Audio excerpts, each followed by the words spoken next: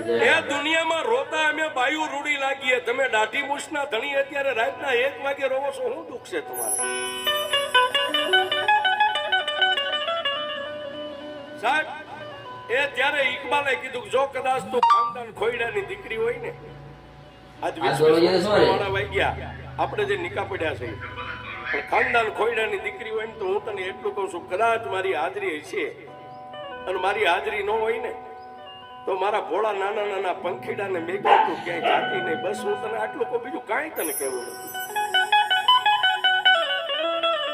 એ સાહેબ એ પોતાના ધણીને દાઢી મૂછના ધણી આદમી ઇકબાલ ને મોમિનના દીકરાને ભાઈ આમ બથમાં લઈ સાનો રાખીને એટલું કીધું હોઈ જાઓ.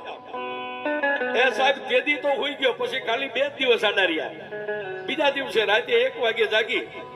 ગરીબડી બાઈને ખબર નથી ઘટના શું બનવાની છે, અને ઓલા નાના નાના 2 ભૂલકા બાજુમાં દીકરો દીકરી હોતા હતા એને તો ખબર જ નથી સાહેબ. પણ સાહેબ એ પોતાની પત્નીની સામે પેલા 2 હાથ જોડીને ઉભો રહ્યો અને એને એટલું કીધું કે આજ 20 વર્ષના વાણા થઈ ગયા, તારા માવતરે મારા હાથમાં તારું બાવડું આપ્યું ને, કોઈ દી છેતરી નથી, તારી હારે હું કોઈ દી ખોટું બોલ્યો નથી, પણ આજ રાતના 1 વાગે હું તને છેતરવા બેઠો છું, હું કોઈને કહી શકું એમ નથી. સાહેબ પોતાના 2 નાના પહોળાની માથે હાથ ફેરવી હળવાક દઈને ધીમે, કોઈને ખબર ન પડે, અંદરથી હાકળ બંધ હતી, દરવાજાની હાકળ ખોલી અને સાહેબ દરવાજો ખોલી બહાર નીકળી, એને દરવાજો બંધ કરીને બહારથી હાકળ મારી દીધી છે.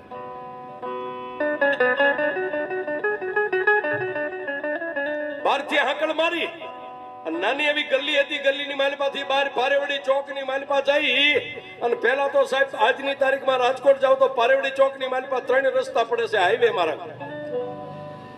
એ 3 રોડની માથે પહેલા નજર કરી કે મારા લેણિયા કોઈ આજુબાજુમાં ક્યાંય ઊભા નથી. રાતનો 1 વાગેલો છે.